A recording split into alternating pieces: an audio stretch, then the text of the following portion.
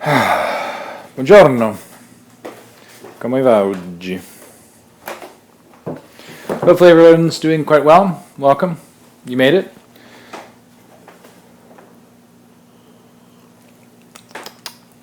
First sip of coffee of the day is always the best. Here's my left foot. I'm going to get near a wall. I highly recommend you now and forever set up your yoga world relatively close to a wall. For lots of crazy jumps and stuff that we do often, you'll scooch away. But having your mat perpendicular to the wall, you'll be oriented this way. Due to the rectangular nature of my room, we have it set up. I'll tend to orient to the non-fisheye camera so that you can see. We get the best data here, but you'll probably look something like this. Here we go. I'm going to put my right index finger on the wall and catch the right knee with my left hand. So I'm catching this right knee with the cross arm, the oblique catch. And notice that it wants to turn your upper body. I'm just going to hold this knee, shoulder blades pull down, arch up, and start to try to square the chest. And that's going to pull your knee across. All right. So what if you start trying to push your right knee back to the right as your chest starts to square? There's a couple things. One, it pulls the knee a little higher. And now there's some work in the tush, and it's that tush work I'm interested in. For those of you who can balance, holding with the knee with both hands, that's groovy. This is a medium class. We explore harder variations. There's no pressure to do anything that we do today. Really, you're dipping your big toe into the holy cowness of the hard practice, which means there'll be things you can't quite do today. You have to come out early, or you have to come back to a previous variation. And that's hard on the ego. The ego wants to be able to do everything as an adult. If you are on this call, if you're on this stream right now, that means that you're smart, you're successful, and obviously terribly good looking. And when you're used to being all those things, it's annoying to start to fail at anything, especially if you have this expectation that you should be good at something. So now I'm balancing on the left foot, holding the right knee with two hands. Get that chest up. So the heart of the practice, what we're really doing is we're learning how to be sweet to ourselves in the midst of failure. And of course, that's where all learning happens. If you still need that right hand on the right index finger on the wall, still use it as you shift your hips towards the wall and lean your upper body away from the wall. So you look just like this. Just keep a finger on the wall. It's not a big deal. Not 17 fingers, just one finger. Smooth, expansive inhales.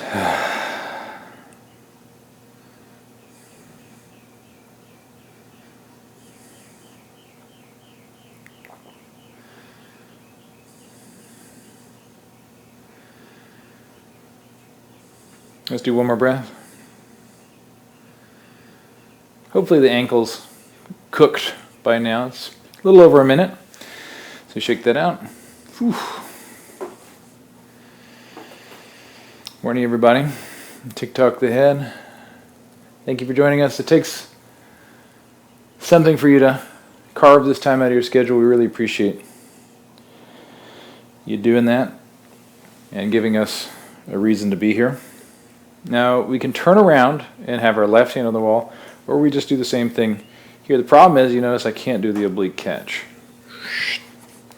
So now my right hand catches the left knee. If you need that index finger on the wall, you'll turn around. For the rest of us, we hold that knee. Woo! We hold the knee, shoulder blades down, chest out. Smooth, expansive breaths.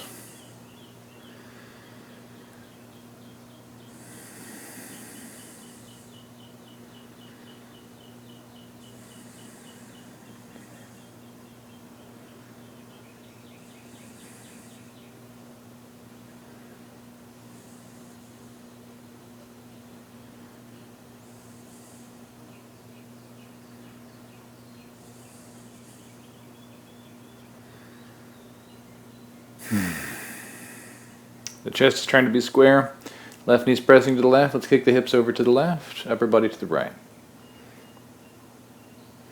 If you need the wall, You got a multitude of options finger-wise to support yourself. This is called abduction of the standing hip. This is a side splits without hip flexion. Make the foot do the work. Let's do 3 more together. Huge inhales.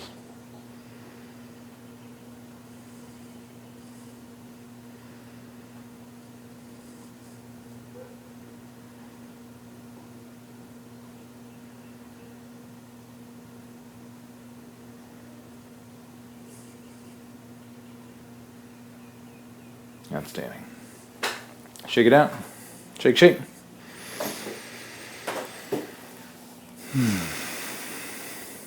Hopefully the legs are a little bit warm, something like that.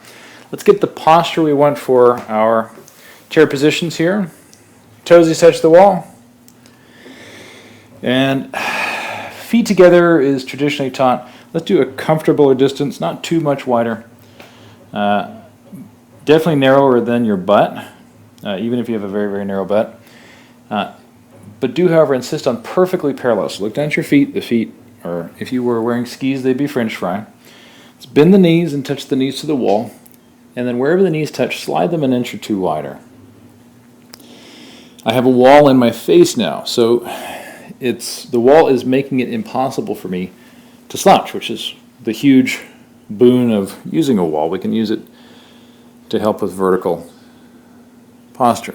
So I'm going to touch my chest to the wall and keep my face off. Slowly slide your chest down. So I got toes on, knees on, chest on. And how do I get my chest to go down? This should pretty instantaneously cause some excitement, some value there in the sensations in your lower back. And notice it's not just low, low back. Often when we hinge and things like up dog, it's right here at L5S1. It's as low as the back goes. Hopefully you're feeling it much higher, right here at the bra line.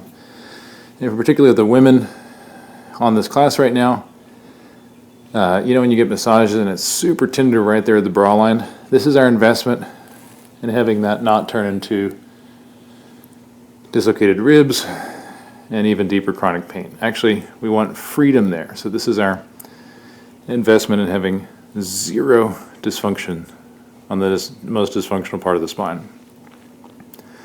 Eventually we'll be able to go much lower, but don't push it, just sort of feel.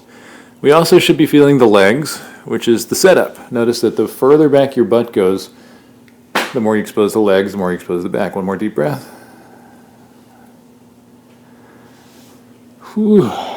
Tick-tock the head. Sometimes you go too low and you crunch the back of the neck. That'll set you up for lightheadedness. This is where this tick-tock is so crazily helpful. Okay. Standard wall sit. So now I take my feet a little bit further away from the wall than my knees. Slide the hips down. So we're not quite at a right angle at the knee.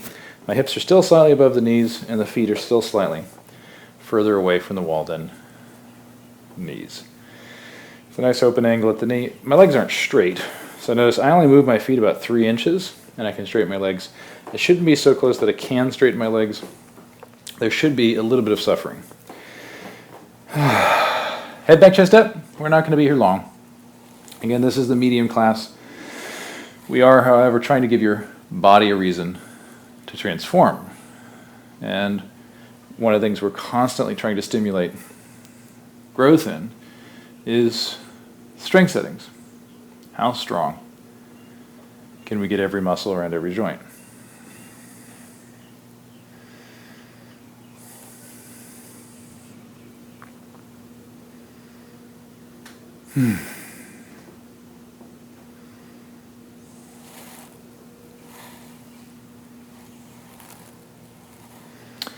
Fold forward, take the elbows on the femurs, shoulder blades down and away from the ears, you arch that chest up.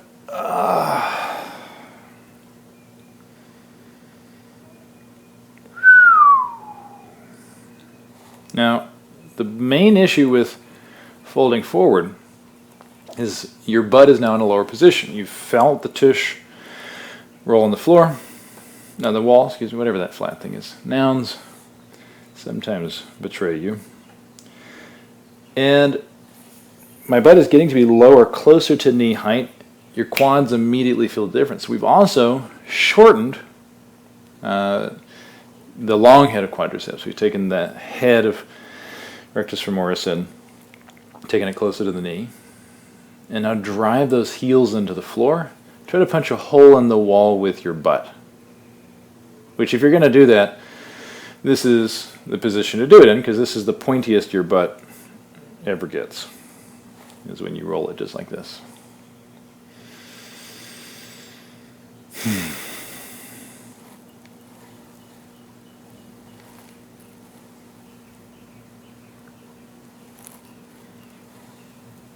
Smooth, expansive breaths.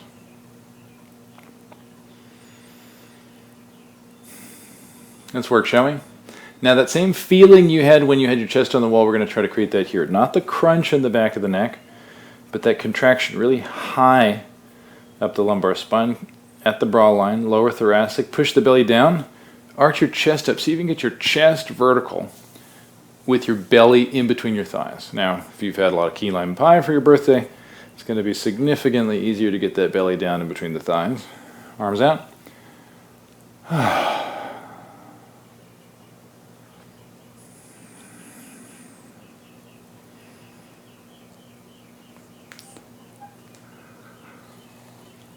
So simple, isn't it? My head is not back on the wall. My belly button is fighting to get down betwixt thighs. As you arch that chest up, get a cramp up your spine. Arms up to vertical. Still trying to drive a hole in the wall with butt. I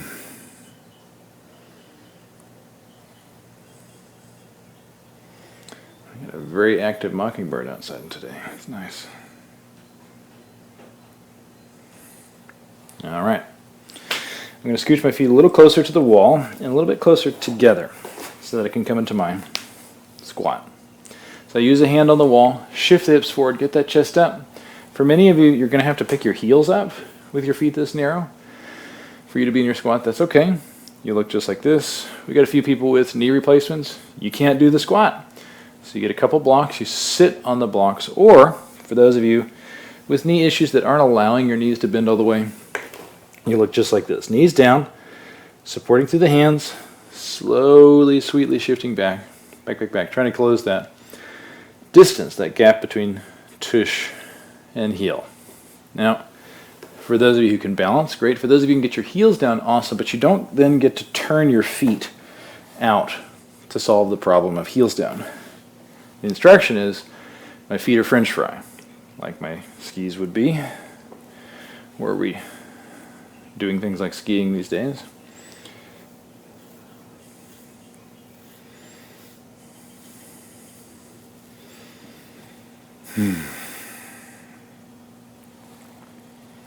Tick tock the hen. Crackle crunch. Let's do 2 more deep breaths. And I am a huge fan of lengthening your arms. So many of the problems we come into with range of motion practices is because your eyeballs are so high up on the spine and they're on one side of the spine, you're constantly trying to get your eyeballs closer to stuff, believing that you're improving. So as you, for example, as I come into a forward bend, you get your face closer to your shins, you feel better, but I actually haven't done anything at the hips to take my head from this position to this position. And so what longer arms do, aka get your blocks, let's take the blocks under the shoulders, feet wider than the mat. I start creating a little bit more parity of length between the arms and legs. If I take my legs even wider than the mat, then I've shortened my legs, lengthened my arms, let's bend the knees, shorten your legs even more, and now look, my butt and my shoulders are the same height. So my face is as far away from the shins as I can get it. With the knees nice and bent, we shift hips left and right. How neat is it? We got these members of this crazy endeavor we started in 2013, this website. And we get to do this kind of cool thing for you guys. We're sort of jump-starting things that needed to happen anyway, under the worst of circumstances. So thank you guys for that.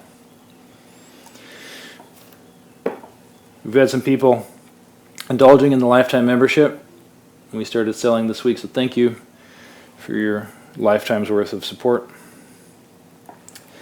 As my 17-year-old says, whatever the price of the lifetime membership, every month you wait before buying it, you're getting less value. So you're getting the best deal the sooner you buy it. Just food for thought. I got a chuckle out of that. Last breath. Many of you are actually feeling your legs here. You're feeling the work in quads. Maybe you were in the 7:30 class last night and you're still a little shaky from that. That's okay. Let's keep your feet wide, but turn your toes in. So my heels are now a little wider than the toes. I'm going to get rid of the block so that I can lean forward enough to sort of come in this weird wide-footed quasi-down doggy kind of a thing. Most of you, again, are going to absolutely need to bend your knees to both protect hamstrings, because, of course, if you're not used to stretching hamstrings, they perfectly and fully detach from the bone if you over-leverage. And there's a lot of gradations of injury before that. But as I try to straighten my legs, all that's happening is I'm pushing my lower back to the floor, to the ceiling. I'm not actually getting any more stretch anywhere other than in the longitudinal ligaments holding your discs from herniating. So instead of fighting to straighten your legs, everybody bend your knees a little bit, push your belly button towards the floor, and with your knees bent, try to get your heels on the floor. I don't care how flexible you are, you're going to have a life experience here. If you push the belly down between the thighs, bend your knees, arch your chest please, get that contraction up the spine, and then reach the heels to the floor. Isn't that nice? Now shift your hips left and right. Try to keep the heels down best you can. If you can't quite get your heels down, there's nothing wrong with you. It's all an ankle issue.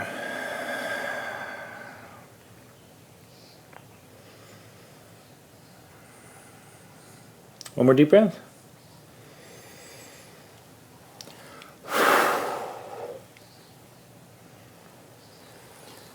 Cool beans.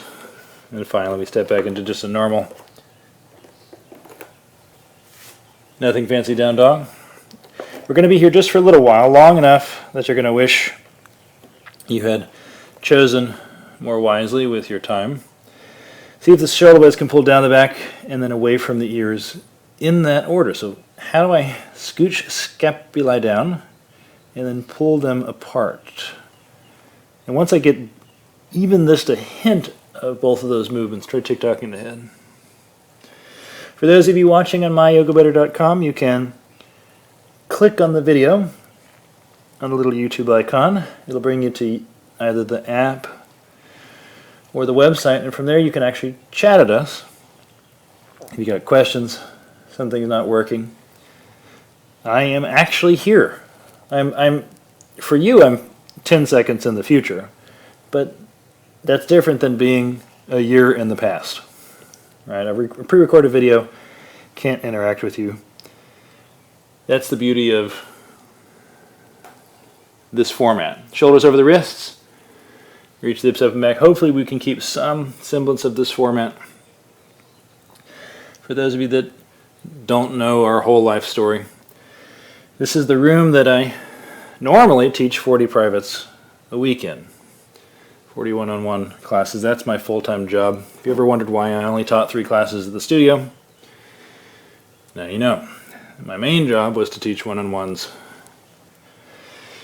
The studio was my wife's project, and we love it and support it.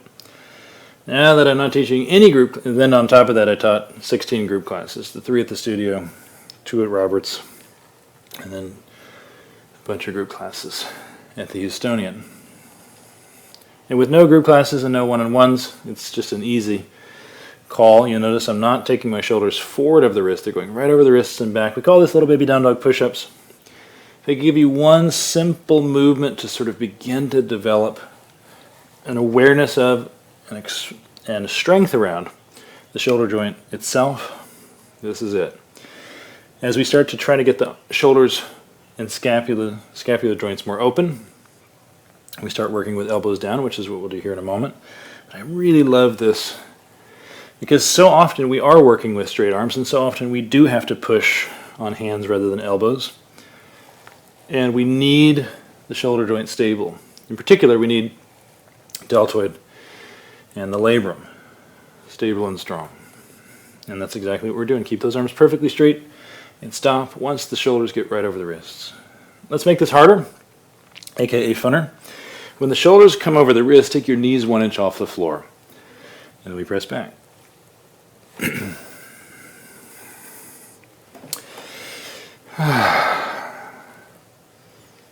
We'll see if we can, but I think we can pretty easily, even as the studio comes back, keep some kind of setup where we stream the classes we teach at the studio and have some streamed classes from this room.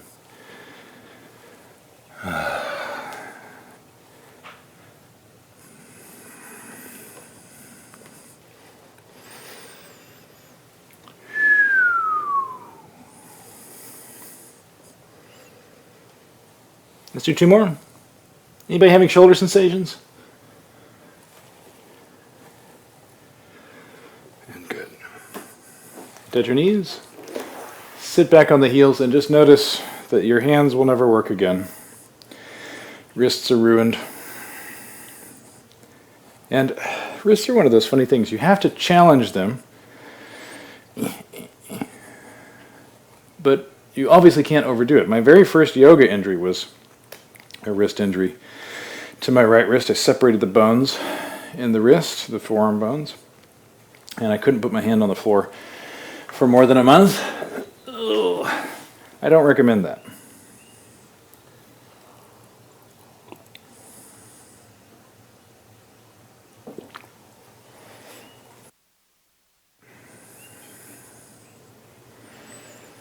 Tick-tock the head, smooth, expansive breath.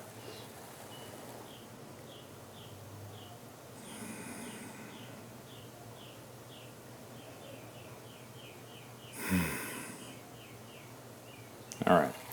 Now, we were working with straight arms, and we're going to do one more thing with straight arms, and then go to elbows down. But know this for yourself deeply, and then just be responsible for it, that when you work with straight arms overheads, when the shoulders are in flexion, it's going to tighten neck. You're going to recruit everything between shoulder and ear, and so we just have to take care of that.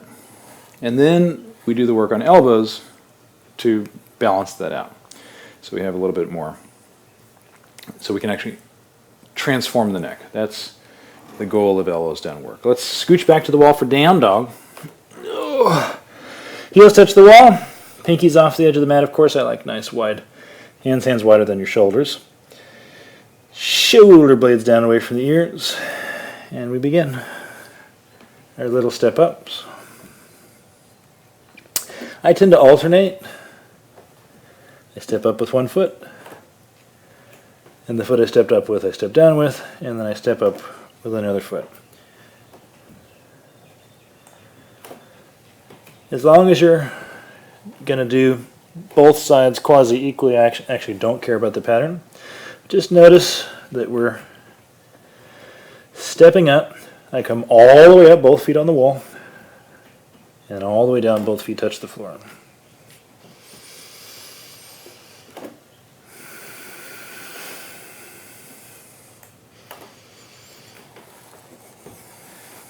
Notice that your neck wants to tighten. This is primarily upper trapezius that we're dealing with, of course. There's a few other things that tighten. But as often as you can do your little rotation, little side flexion.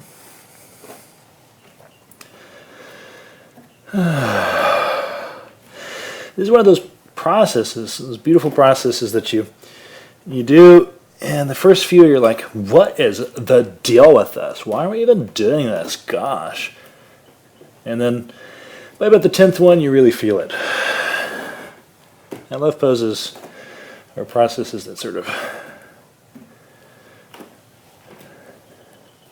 explain themselves like that. It's really, they're my favorite. Focus on those inhales, please.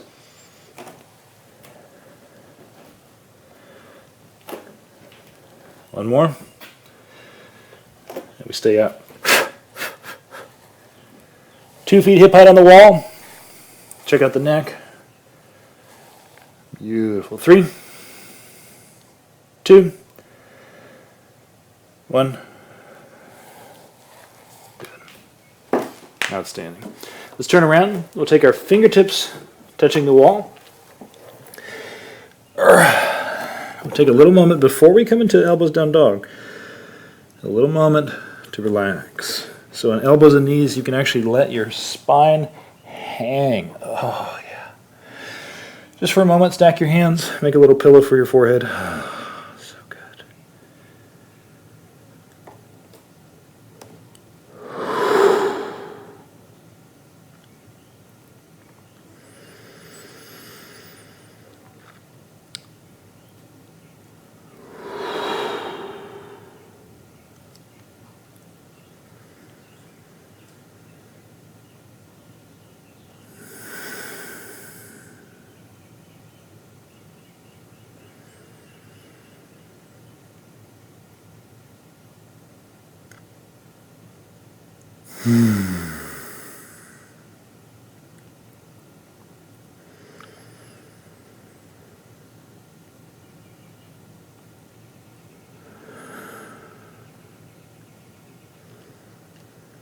And here we go. Touch your fingertips to the wall. Look at your elbows. Have them slightly narrower than the forearms. Elbows slightly narrower than the shoulders. Forearms perfectly parallel. Elbows down dog with fingers touching the wall. Now, again, you want to lead with the forehead. You're trying to get your forehead to your feet. What if you arch your chest up? Sternum pushes away from the floor. Instead of your forehead trying to get to your feet, what if you try to get your armpits to your feet? Isn't that interesting?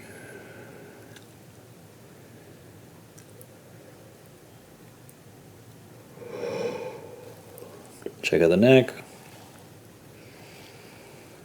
Everybody's breathing.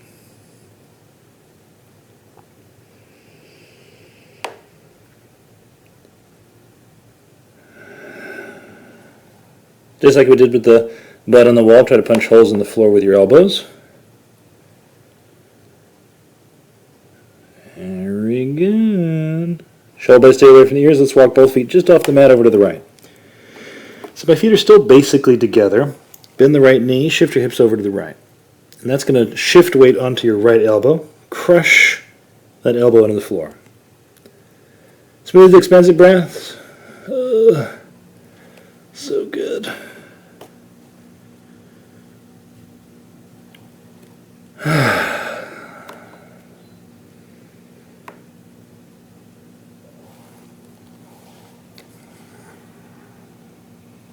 We switch. Both feet just off the mat over to the left.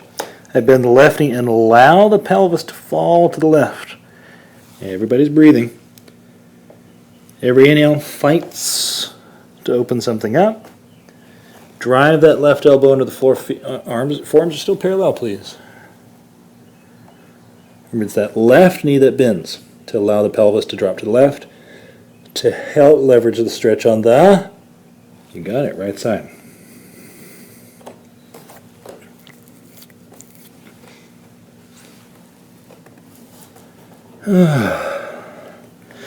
Right back to center. Reset your elbows. Let's do 10 on each leg.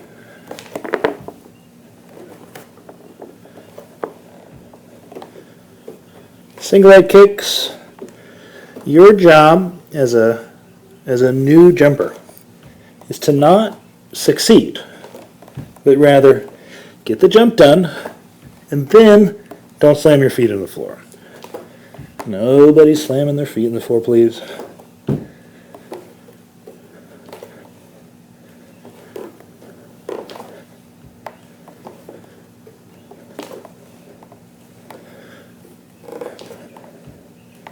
Just 10 on each leg.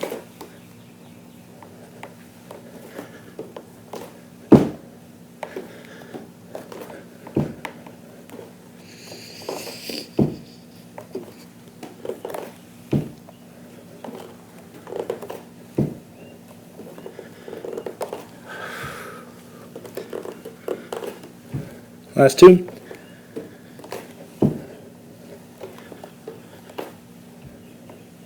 Good. Walk our feet back. Relax. Stack your hands, best yoga pose ever. Oh, yeah. The shoulder should be a little cooked. Let's do our standard little tick-tock. We bend the knees.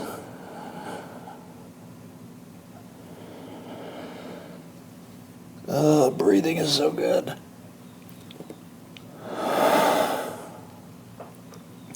So I feel the thighs roll on the floor. The shoulders trying to relax the neck. Every inhale opens the chest up. Expand the belly and chest into the floor.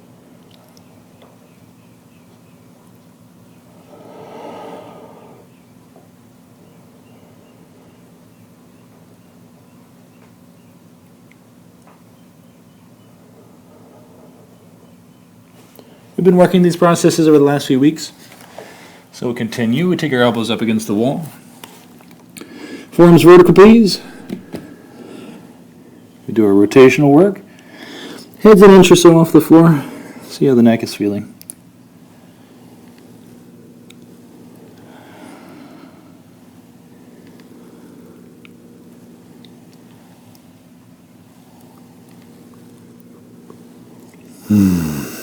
Good.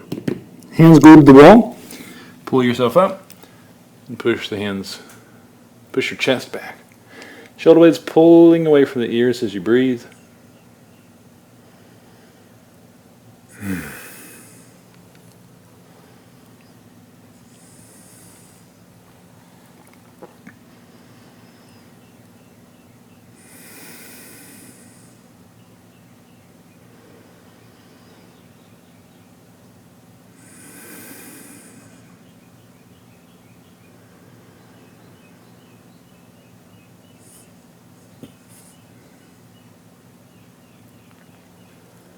One more deep breath.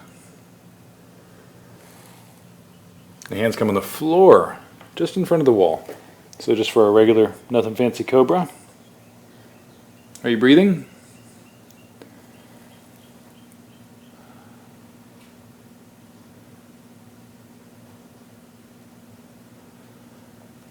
You just gotta wonder, what is that mockingbird saying? 'Cause that guy's been going the whole time. But of course then he's thinking, what is that human saying? So what does he have to talk about for a whole hour? Ugh, jeez, just yammering on and on. All these different sounds. Shall we twist? Make sure you don't kick your furniture. A little bit of space to your left and right will help. I'm going to scooch away from the wall just a little bit to give me some space. I'm going to take my left hand under the face. So left elbow's on the floor. Slide your right arm straight out to the right. Now you're going to want to relocate your right hand because you're smart. I'm going to ask you to glue your right hand to the floor perfectly out to the right. Left leg lifts. We roll so that my left leg can come way over to my right. This is one of my favorite little twists. Right leg is relaxed. It's my left leg that's fallen back behind me. I have my heel and big toe on the floor.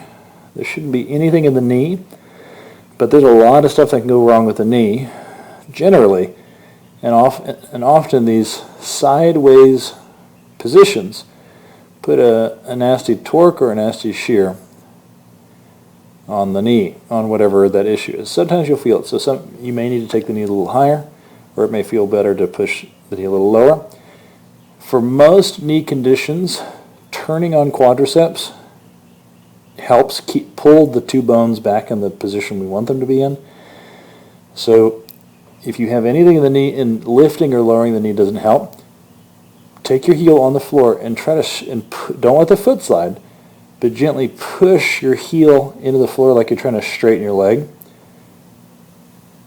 Obviously don't let the leg straighten, we keep it back behind us. I glue the foot to the floor and try to straighten it just a little bit, and that little contraction in quadriceps often takes a lot of the knee instability out of the way. Well, it pulls it back in line so you don't feel it. The instability is still there, of course.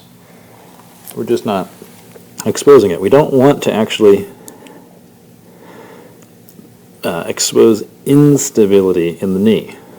We actually want to strengthen and lose that excess range of motion. Let's see if you can slide your left foot a little bit further to the right. This is one of those counterintuitive things, but mobility plotted over functionality looks like a bell curve. As you have no mobility, you got no functionality. As you start adding mobility, you start getting huge increases in functionality. But then if I keep getting more and more mobile, I start losing functionality. In other words, you can obviously be too flexible. In other words, for example, if I broke every bone in my if I broke my forearm bones into 37 independent bones, wouldn't my forearm be really flexible? It'd be super flexible and very not functional. So what actually gives me function at my elbow and wrist and forearm is that I have these rigid structures to leverage off of, and that every joint in play has a design, a limit. And so can we play within those limits and get very strong inside of them? Slow moving back to center. From here, let's actually come into up dog. Oh, hands come low. Straighten the arms, head pushes up. I always think this feels great, but then all my classes moan and complain, so maybe it doesn't feel so great. All right, onto the belly. Right hand into the face, please. Left arm perfectly out to the left. Now sometimes we do these poses, these variations, where I'm trying to get my foot to my hand. That's not what we're working on today. Left hand flat, right leg up. I roll so that my right foot comes on the floor. Your job is to keep your right elbow on the floor. Don't let your right elbow come up. My right heel and big toe down. We'll give this a few breaths to open up.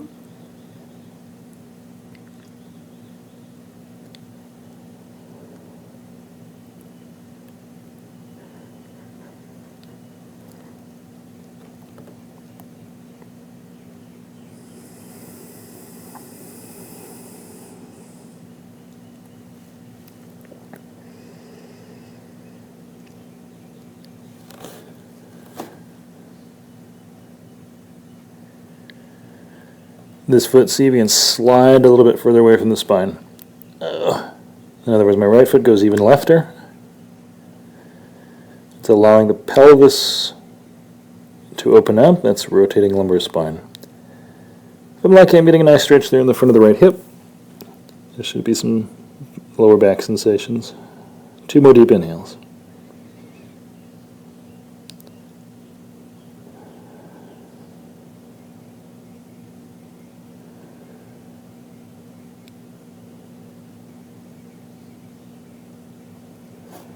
Slow and easy. Come right back to center. Straight up dog again. Remember, for up dog, hands are low, close to the waist, so that my hands are under the shoulders. Once I get all the way up, my wrists really are what I'm aiming for.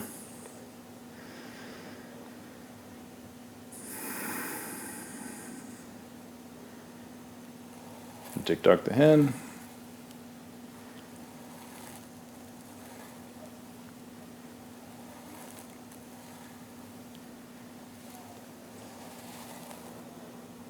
And my favorite part, we're going to roll into a bank, get ourselves set up for our back bends, but before that, You want to convince yourself that you're done.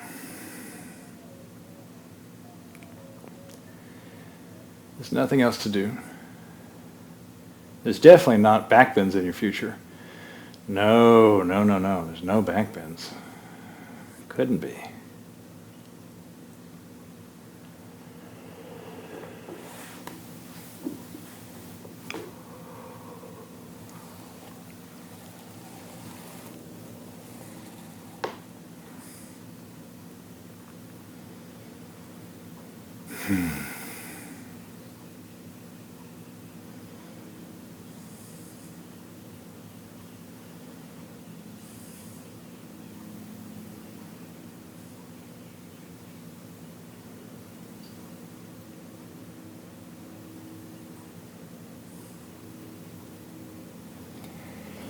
Roll the head. Check out the neck.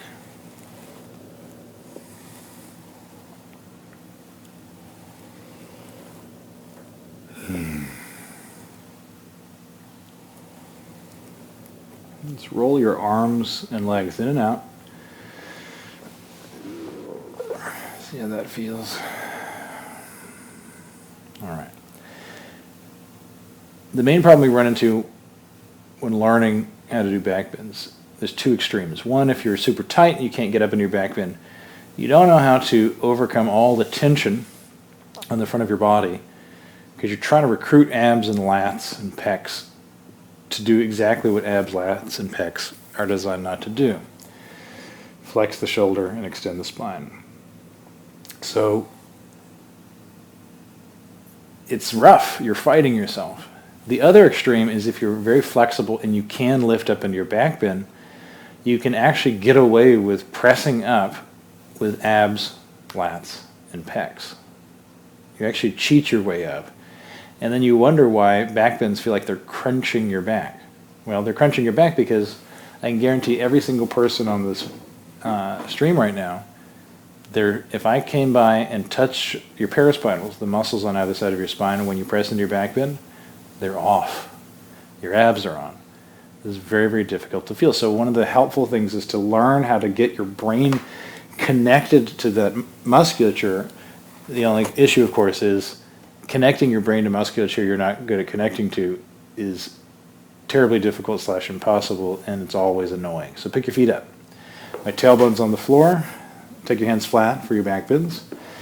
Now first, push the back of your head in the floor just gently and get your shoulders up and off the floor. It's just a gentle push. I don't have a lot of weight on my head.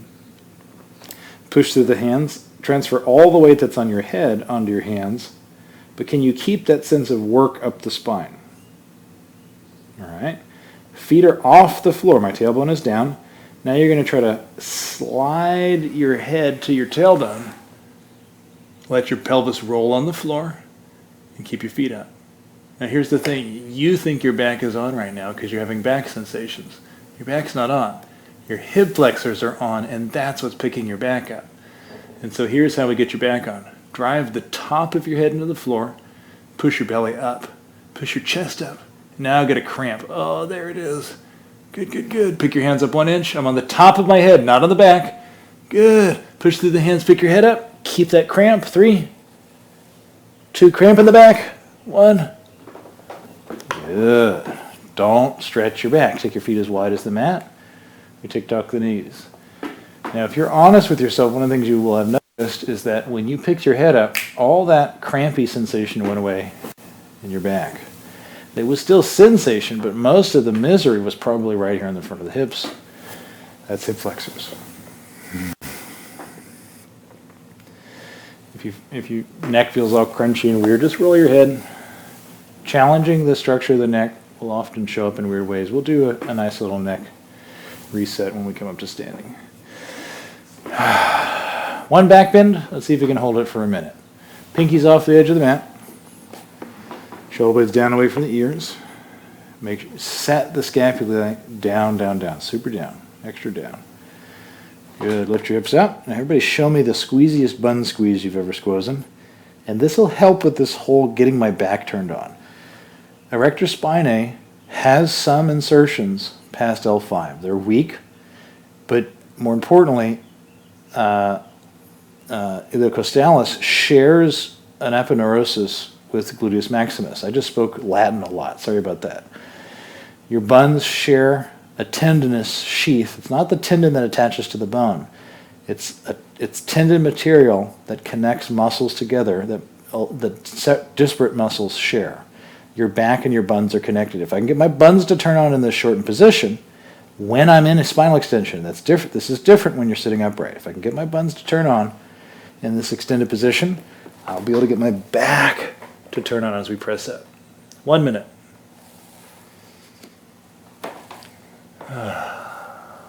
Everybody, squeeze your buns. For those of you new to back bending, just see if you can get on the top of the head, press your hips up as high as you can, and breathe. I want the maximum bun squeeze. You are really concerned about letting a toot out. That's how squeezing I want your butt. Everybody squeezing now. Get that same contraction. Let it migrate up the lower back. And notice that's not your normal back bend, lower back sensation. Getting a cramp, notice you'll start to get a stretch in your belly. This is different, isn't it? 15 seconds.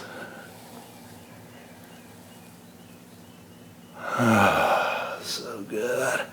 Stretching hip flexors and spinal flexors. Last breath. Good, good, good. Shake those wrists out. Wiggle your fingies. Make a fist, roll the wrists. Check out your neck. We pick a side. We roll under a sign. Come up to sitting. Now let's sit on a block.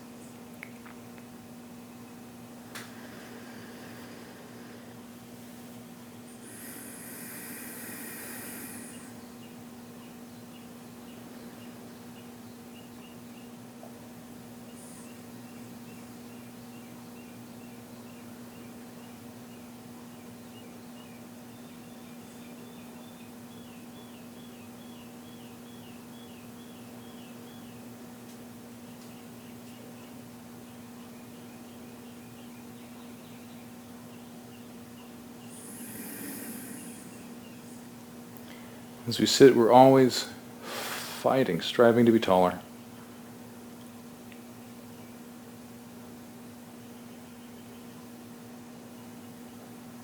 And so there's this weird mixture of activity and deficiency. As your head pushes up, something has to contract. And as it becomes a little bit more vertically over the spine, I get to relax most of that tension that pulled me into the position. Beautiful moment.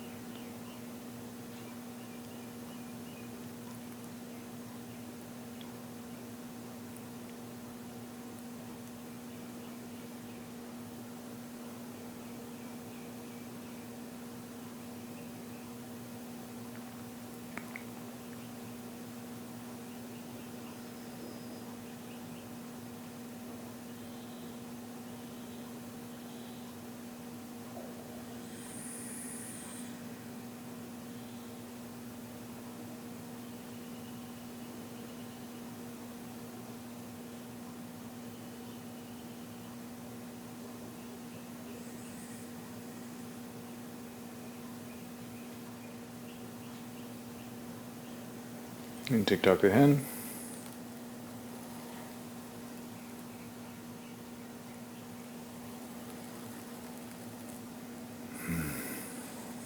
With the head pushing straight up, rotate.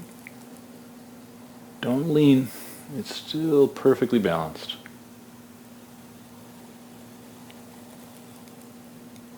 And then once again we find that perfect sweet spot.